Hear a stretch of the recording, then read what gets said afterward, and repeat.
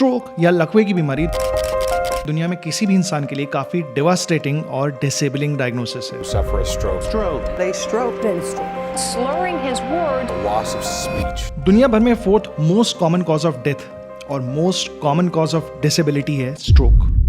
Stroke से कैसे बच सकते हैं? रिस्क फैक्टर्स को कंट्रोल करके। स्ट्रोक के कुछ रिस्क फैक्टर्स को हम और आप कंट्रोल कर सकते हैं और कुछ रिस्क फैक्टर्स पे हम कुछ भी नहीं कर सकते। इस वीडियो में बात करेंगे 7 ऐसे टिप्स के बारे में जिससे आप और हम सब अपने स्ट्रोक के रिस्क को कम कर सकते हैं। Tip number 1, control your blood pressure. Blood pressure का बढ़ा हुआ होना या हाइपरटेंशन की बीमारी बेसिकली एक साइलेंट किलर है। इस कंडीशन को साइलेंट किलर इसलिए कहते हैं because you will not feel any pain, you will not feel any kind of discomfort, और ये दीमक की तरह आपके कार्डियोवास्कुलर सिस्टम को अंदर से खराब करती जाएगी, आपके हार्ट अटैक के चांसेस को, आपके स्ट्रोक के चांसेस को बढ़ाती चली जाएगी। बढ़ा हुआ blood pressure most important cause होता है स्ट्रोक के पीछे। अगर आपका ब्लड प्रेशर बढ़ा हुआ है तो टॉक टू योर डॉक्टर। बढ़े हुए ब्लड प्रेशर को कंट्रोल करने के लिए कुछ दवाइयों की जरूरत पड़ेगी और कुछ लाइफस्टाइल चेंजेस की आपको जरूरत पड़ सकती है। लाइफस्टाइल चेंजेस क्या करने हैं इसके ऊपर हम पहले भी बात कर चुके हैं एक वीडियो में, लिंक आपको डिस्क्रिप्शन में और ऊपर वीडियो कार्ड में मिल जाएगा। ब्लड प्रेशर की दवाओं को कभी भी आपको डिसकंटिन्यू नहीं करना है। मैं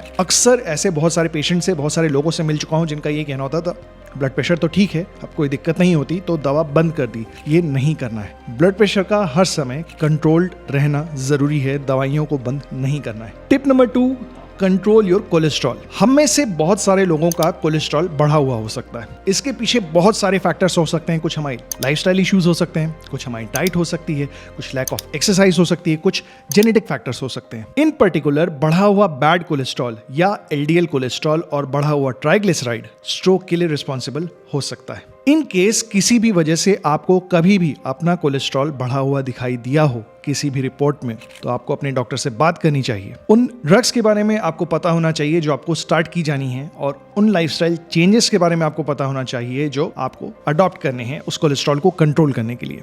इन लाइफस्टाइल चेंजेस के बारे में हम पहले भी एक वीडियो में बात कर चुके हैं, लिंक आपको वीडियो कार्ड और डिस्क्रिप्शन में मिल जाएगा। Tip number 3, diabetes control. Diabetes भी ब्लड प्रेशर की तरह एक साइलेंट किलर डिजीज है। इसमें भी इनिशियली हमें कोई भी सिम्टम, कोई भी डिस्कम्फर्ट नहीं होता, कोई भी परेशानी नहीं होती, और पीछे से अंदर ही अंदर ये हमारे हार्ट को, ये हमारे ब्रेन की आर्टरीज को और हमारे पेरिफेरल वेसल्स को, यानी हाथों पैरों की आर्टरीज को ये डैमेज कर रहा होता है। इससे क्या होता है? हार्ट अटैक के चांसेस बहुत ज्यादा बढ़ जाते हैं, स्ट्रोक के चांसेस बहुत बढ़ जाते हैं, और बढ़ जाते हैं पेरिफेरल आर्टीरियल डिजीज के चांसेस। डायबिटीज को हर कीमत पे कंट्रोल किया जाना बहुत ही ज्यादा इंपॉर्टेंट है। डायबिटीज को कंट्रोल करने के लिए कुछ लाइफस्टाइल चेंजेस हैं जो आपको अडॉप्ट करने चाहिए, कुछ दवाएं हैं जो आपको रेगुलरली खानी चाहिए। आपको इंसुलिन चल रहा है तो आपको इंसुलिन से कंप्लायंट रहना चाहिए, उसे मिस नहीं करना चाहिए, और रेगुलरली अपने घर पे ग्लूकोमीटर से शुगर को मॉनिटर करना चाहिए। इसके अलावा एवरी 3 मंथ्स पे रिपीट किए जाने वाला टेस्ट HbA1c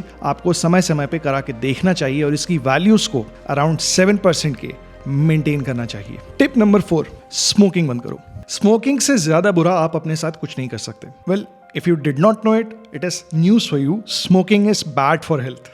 स्मोकिंग हमारी बॉडी में बहुत सारे कैंसर्स के चांसेस को, हार्ट अटैक के चांसेस को और स्ट्रोक के चांसेस को काफी गुना बढ़ा देता है। स्मोकिंग को बंद करना is one of the best things you can do for yourself. सिर्फ स्ट्रोक का ही नहीं, बहुत सारी और भी बीमारियों का रिस्क आप बहुत ज्यादा इससे कम कर ले जाओगे। Tip number 5, healthy weight maintain करिए। तो बढ़ा हुआ वजन या ओबेसिटी मल्टीपल बीमारियों के पीछे है। बढ़े हुए वजन से बहुत सारी बीमारियां हो सकती हैं। वेट को कम करके हम इन सारी बीमारियों के रिस्क को कम कर सकते हैं। इन केस अगर आप उन लोगों में से हैं जिन्हें उनका वेइंग स्केल चीख चीख के बोल रहा है कि भैया वजन कम करो, आपको अपने डॉक्टर से मिलना चाहिए। उन एक्सरसाइजेस के बारे में आपको पता होना चाहिए जो आपको करनी है, और जरूरी हो तो उन इंटरवेंशंस के बारे में पता होना चाहिए जो शायद आपके लिए इंपॉर्टेंट हो सकते हैं। Tip number 6, regular exercise. कहा जाता है 150 से 300 मिनट तक की हुई मॉडरेटली विगरस एक्टिविटी पर वीक हार्ट डिजीजेस का और स्ट्रोक के चांसेस को बहुत ज्यादा कम कर देती हैं।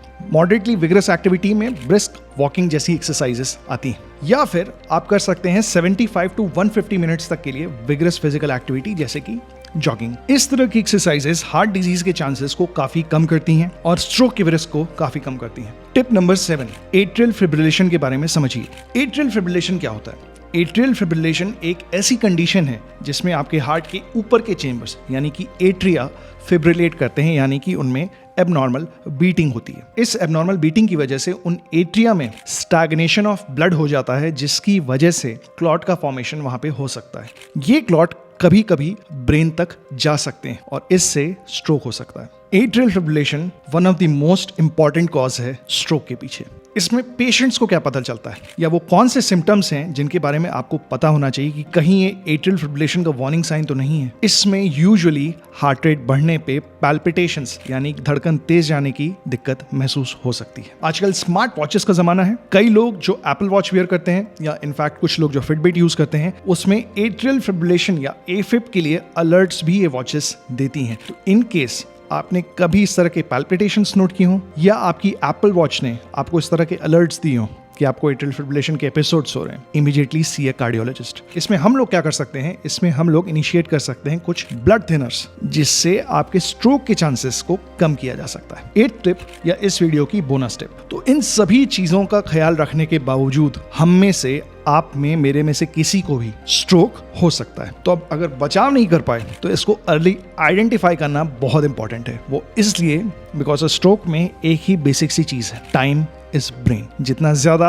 आपने डायग्नोसिस बनाने में या पेशेंट की प्रॉब्लम को समझने में टाइम वेस्ट किया, उतना ज्यादा आपने डिसेबिलिटी को इनवाइट कर लिया। स्ट्रोक पहचानने के लिए आपको 2-3 चीजों का पता होना चाहिए। जिस किसी को भी स्ट्रोक होता है उसमें इन्हीं 2-3 चीजों में से कुछ आपको देखने मिलेगा। यूजुअली सिम्टम्स बहुत सारे होते हैं, बट मोस्ट कॉमनली जो आइडेंटिफाइबल होते हैं, मोस्ट कॉमनली जो आपको पकड़ने होते हैं, वो इनमें से कुछ हो सकते हैं। Number 1, facial asymmetry. कभी भी आपने चेहरे में कुछ तिरछापन नोटिस किया अपने लव्ड वंस का या अपने खुद का, तो वो स्ट्रोक का एक वार्निंग साइन हो सकता है। दूसरा, वीकनेस ऑफ वन और मोर लिम्ब। एक साइड का हाथ या हाथ और पैर दोनों, इनमें एकदम से आपको अगर महसूस हो, इससे पहले थोड़ी देर पहले सब कुछ नॉर्मली चल रहा था, एकदम से इसको मूव करने में दिक्कत हो रही है या वीकनेस महसूस हो रही है और दूसरे साइड के लिम्ब्स नॉर्मली मूव कर रहे हैं, this could be a sign of stroke. तीसरा, स्लरिंग ऑफ स्पीच। अगर बोलने में आपको एकदम से महसूस हो, अभी थोड़ी देर पहले आपके सामने जो आपके लव्ड वन कोई बैठा था, वो नॉर्मली बात कर रहा था, एकदम से उसको स्लरीनेस हो रही है, तो प्रॉब्ली ये स्ट्रोक का एक वार्निंग साइन है। Immediately go to your neurologist. Stroke से कैसे बच सकते हैं ये तो जान लिया, हार्ट अटैक से कैसे बचना है ये जानने के लिए इस वाली वीडियो को जाके देखो।